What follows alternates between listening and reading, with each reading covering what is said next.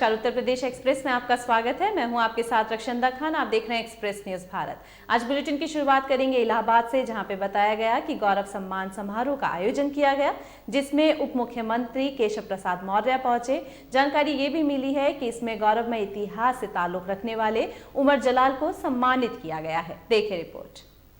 इलाहाबाद गौरव सम्मान समारोह में उत्तर प्रदेश के उप मुख्यमंत्री केशव प्रसाद मौर्य ने गौरवमय इतिहास से ताल्लुक रखने वाले उमर जलाल को सम्मानित किया है।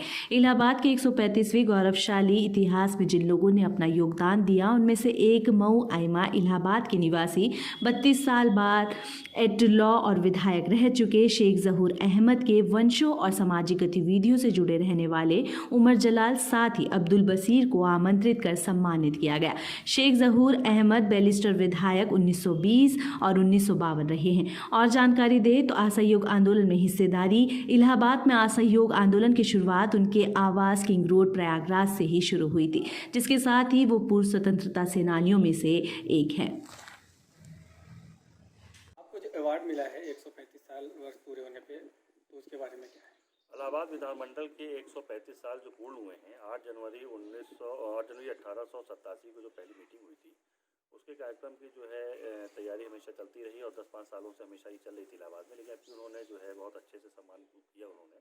उसमें उन्होंने जो हमारे पूर्वज जहूर अहमद बैरिस्टर साहब, जो यूपी के दोनों सदन ओल्ड और न्यू के सदस्य रहे 1920 से लेकर के 1952 तक, उनके सम्मान में हम लोगों के परिवार को बुलाया गया था। तो बीइंग अ मेंबर और हम लोग उस परिवार के सदस्य हैं, मैं उनका परपोता हूँ, के परनवासी हैं हम लोग, और हम लोगों को सम्मान दिया गया।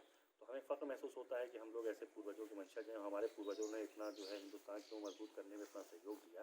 वे स्वतंत्रता संग्राम सेनानी भी थे। उन्होंने असहयोग आंदोलन की शुरुआत की, उन्होंने नॉन कोऑपरेटिव मूवमेंट की शुरुआत की, उन्होंने जो है खिलाफत मूवमेंट की शुरुआत की।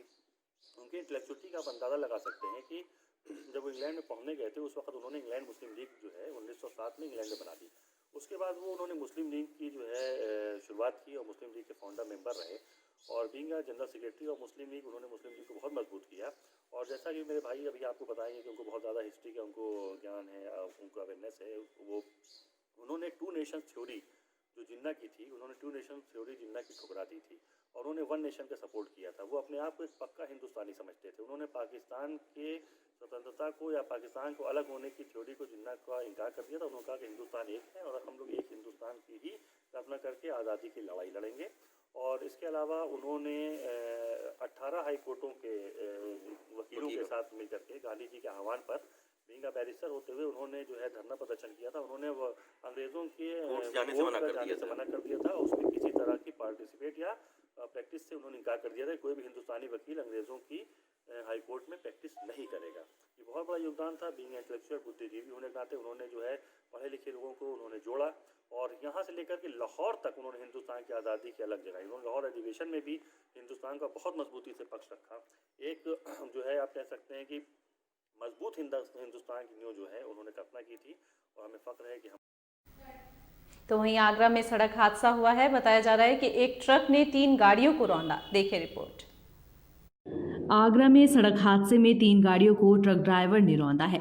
जानकारी मिली है कि ट्रक ड्राइवर नशे में धुत था। आगरा में बता दें कि इससे पहले भी कई घटनाएं इस तरीके की सामने आती रहती है, जब ट्रक ड्राइवर गाड़ियों को रौंदते दिखाई देते हैं। इन गाड़ियों में सवार लोग बताए जा रहे हैं कि बाल बचे हैं, लेकिन जानकारी ये भी सामने आई है कि इस हादसे में एक महिला को गंभीर चोट आई है। ये घटना स्पीड कलर लैब के सामने बाग फरजाना इलाके की बताई जा रही है, जहां ट्रक के लिए क्षेत्र में नो एंट्री बताई जाती है, लेकिन फिर भी ये ट्रक इधर एंट्री करते दिखाई देते हैं, जिससे अब सवाल प्रशासन पर उठ रहा है। वालों के साथ खाना खा के आ रहा था तभी मैंने अपना गाड़ी का कट लिया स्पीड कलर लैब के सामने से राइट। आराम से गाड़ी चल रही थी, मेरे सामने एक और गाड़ी चल रही थी। वो गाड़ी एकदम से उसने कट मारा गाड़ी ने, सामने मेरे ट्रक आ गया। मेरे को बचाने का मौका ही नहीं मिला और इतनी स्पीड में ट्रक ना लेफ्ट ना राइट, मतलब अगर मैं गाड़ी घुमाता नहीं मेरी गाड़ी उड़ जाती पूरी। क्या शराब के नशे में चालक नजर आ रहा था आपको ड्राइवर? हाँ, बहुत स्पीड में गाड़ी थी और वो मेन रोड भी नहीं है। और मैंने एंड मौके पे स्टीयरिंग पूरा घुमा दिया लेफ्ट की तरफ, तब जाके मेरी पूरी गाड़ी राइट साइड से खत्म हो गई। अच्छा, आपके कौन कौन लोग इंजर्ड हुए, क्या है? मेरी मम्मी, मेरे पापा, भाई तीनों थे। भाई और पापा को तो कोई चोट नहीं आई है, बट मेरी मम्मी की आँख में हल्का सा कांच चला गया। भाई की भी हल्की खरोंचे आ गई हैं क्योंकि वो इस साइड पे बैठे थे। चलिए, क्या नाम है आपका? मेरा नाम है सौरभ कोहली। वहीं आगरा में ये पहली दफा हुआ है कि 30 साल बाद ताज महोत्सव को रद्द किया गया। जानकारी ये भी मिली है कि निजी कार्यक्रमों को मंजूरी देने के बाद जिला प्रशासन खुद फंस चुका है। देखिए रिपोर्ट। आगरा में 30 साल में ये पहली दफा हुआ है जब ताज महोत्सव को रद्द किया गया, तो वहीं निजी कार्यक्रम को मंजूरी देकर जिला प्रशासन खुद फंसा है। निजी कार्यक्रम को मंजूरी देने के बाद विपक्ष के साथ होटल व्यवसायी और कवियों ने भी प्रशासन के खिलाफ मोर्चा खोला। विपक्ष का कहना है कि ताज महोत्सव रद्द कर दुनिया में प्रदेश सरकार ने खुद को कमजोर होने का संदेश दिया है। ताज महोत्सव के सहारे शहर से जुड़े हजारों लाखों मेहमान, भारतीय संस्कृति से जुड़े शिल्पकारों को रोजगार मिलता है, लेकिन सरकार ने अपनी जिम्मेदारियों से पीछा छुड़ाने के लिए इस कार्यक्रम को रद्द किया। निजी कार्यक्रम ज्यादा जरूरी था, शहर से जुड़ा ऐतिहासिक ताज महोत्सव नहीं। आगे आपको बुलेटिन में दिखाते हैं कि फर्रुखाबाद में धार्मिक नगरी संकिसा में मुख्यमंत्री योगी आदित्यनाथ ने किस तरीके से जनता को और भी सरकार की योजनाओं से अवगत कराया। देखिए रिपोर्ट। फर्रुखाबाद की धार्मिक बुद्ध नगरी संकिसा में उत्तर प्रदेश के मुख्यमंत्री योगी आदित्यनाथ ने आरोग्य मेले का उद्घाटन किया। इस मौके पर भाजपा विधायक नागेंद्र सिंह राठौर, विधायक अमर सिंह खटिक, भाजपा पूर्व जिला अध्यक्ष सतपाल सिंह राठौर, भाजपा जिला अध्यक्ष रुपेश गुप्ता सहित भाजपा के नेता मौजूद रहे। योगी आदित्यनाथ ने स्वरोजगार योजना के तहत लाभार्थियों को चेक वितरित किए, साथ ही किसान डेबिट कार्ड किसानों को भी वितरित किए गए। योगी आदित्यनाथ ने सभा को संबोधित करते हुए वैक्सीनेशन समेत कई योजनाओं के बारे में जनता को विस्तार से जानकारी दी। योगी आदित्यनाथ ने सभा को संबोधित करते हुए वैक्सीनेशन समेत कई योजनाओं की जनता को विस्तार से जानकारी दी। और इसके लिए 16 जनवरी से पहले चरण में चिकित्सकों को और स्वास्थ्य कर्मियों को यह वैक्सीन लगेगा। दूसरे चरण में सुरक्षा और राजस्व से जुड़े हुए कर्मियों को इसके साथ जोड़ा जाएगा। तीसरे चरण में 50 साल की उम्र के लोगों को और विभिन्न प्रकार की बीमारियों से ग्रसित लोगों को, और चौथे चरण में शेष सामान्य। तो वहीं मुरादाबाद के मुगलपरा क्षेत्र में 15 लाख की चोरी हो गई थी, जिसका खुलासा 12 घंटे के भीतर किया गया। अब पुलिस ने बताया है कि इस चोरी में एक महिला को गिरफ्तार किया गया है। देखिए रिपोर्ट। मुगलपुरा पुलिस ने 12 घंटे के अंदर 15 लाख रुपए की चोरी का खुलासा करते हुए एक महिला को गिरफ्तार कर जेल भेजा है। जानकारी मिली है कि मुरादाबाद के मुगलपुरा थाना क्षेत्र में मुगलपुरा पुलिस को बड़ी कामयाबी मिली है। मुगलपुरा पुलिस ने 12 घंटे के अंदर 15 लाख रुपए की चोरी का खुलासा करते हुए महिला को गिरफ्तार किया। महिला पीड़ित नियातक के घर में काम करती थी। महिला ने रात के समय चोरी की घटना को अंजाम दिया था। एसपी सिटी अमित कुमार आनंद ने बताया कि महिला द्वारा 15 लाख रुपए की कीमती जेवर, साथ ही 50,000 रुपए नकदी चोरी किए गए थे, जिन्हें बरामद कर लिया गया है। किस घटना का अनावरण किया जा रहा है? ये कल 9/10 की रात्रि में थाना मुगलपुरा बीरगैप क्षेत्र में एक निर्यातक के घर में चोरी हो गई थी। इसमें थाना मुगलपुरा ने बहुत ही सराहनीय कार्य करते हुए 12 घंटे के भी कम समय में इस घटना को खुलासा किया है। इसमें निर्यातक के घर में ही काम करने वाली एक महिला अर्शी, जो पीरगैप क्षेत्र की रहने वाली है, उसके द्वारा यह घटना कारित की गई थी। इसमें थाना पुलिस द्वारा 100% बरामदगी की गई है। इसमें कुल 15,20,000 की कीमत के लगभग गहने पुलिस ने बरामद किए हैं। इसमें एक सोने की चेन, टीका, नथ, बाली, अंगूठी आदि इसमें शामिल है। इसके अलावा 50,030 रुपये नकद भी इस महिला से बरामद किए गए हैं। इसमें इसके पूरा आपराधिक इतिहास नहीं है, इसके बारे में और तथ्य ज्ञात किए जा रहे हैं। किस तरह से घटना को अंजाम दिया, क्या प्लानिंग की थी, कौन लोग?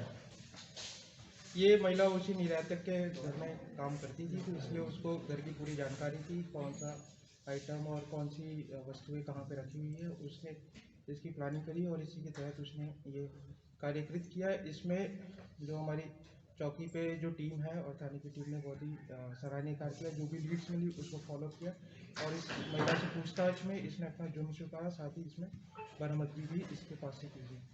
कितने आरोपी थे इसमें जिन्होंने घटना? इसमें एक अभियुक्ता है अर्शी परवीन, जो पीरगैप क्षेत्र की रहने वाली है, जो निर्यातक के घर में कार्य करती थी। उसकी गिरफ्तारी की गई है और अधिक कार्रवाई पूर्ण करी जा रही बरामदगी क्या रही? है। इसमें कुल 15,20,000 कीमत के आभूषण बरामद किया गया है, जिसमें एक सोने की चेन, टीका, नथ, बाली, अंगूठी, डायमंड नेकलेस आदि इसमें शामिल है। इसके अलावा 50,000 30 रुपये नकद भी बरामद किए गए हैं। तो वहीं वाराणसी के बेहद चौंकाने वाला मामला सामने आया है। बताया जा रहा है कि वाराणसी के भेलपुर थाना क्षेत्र के पास अज्ञात युवकों ने एक युवक को गोली मार दी, जिससे उसकी मौके पर ही मौत हो गई। देखें रिपोर्ट। दरअसल मामला तब संज्ञान में आया जब खुजवा एसटी सरायनंद इलाके में अचानक आकर दो युवक ने एक युवक की गोली मार दी। जानकारी के अनुसार मृतक का नाम राजेश विश्वकर्मा बताया गया है, जो कि पेशे से बिजली विभाग में अस्थायी कर्मचारी है। वे खाना खाकर अपने काम की तरफ जा रहा था, तभी दो बदमाश बाइक सवार ने उसके सर पर गोली मार दी। बताया जा रहा है कि युवक के सर पर बदमाशों ने गोली मारी, जिस वजह से उसकी मौके पर ही मौत हो गई। गोली की आवाज़ सुनकर आसपास के लोग जब बाहर आए तब बदमाश वहां से फरार हो चुके थे। स्थानीय लोगों द्वारा और पुलिस की टीम द्वारा व्यक्ति को ट्रॉमा सेंटर में एडमिट कराया गया, जहां डॉक्टरों ने उसे मृत घोषित कर दिया। इस वक्त घटनास्थल से लेकर ट्रॉमा सेंटर तक भारी पुलिस फोर्स तैनात है। वहीं एसपी सिटी विकास चंद्र त्रिपाठी और एसएसपी अमित पाठक भी यहां मौजूद हैं। फिलहाल अभी तक घटना का कोई कारण सामने नहीं आया है। इसी के साथ ही खोजबीन की जा रही है और अभियुक्त अभी भी फरार बताए जा रहे हैं। जो ये घटना स्थल है, ये खोजवा क्षेत्र में सरायनंदन जगह पड़ती है। ये थाना बेलोपुर में एक लगभग 30 वर्षीय व्यक्ति को दो लोगों ने गोली मारी, जिसमें ट्रॉमा सेंटर में उसकी मृत्यु हो गई है। और ये व्यक्ति अपनी ड्यूटी पॉइंट पर जा रहा था, एक बाइक पर था।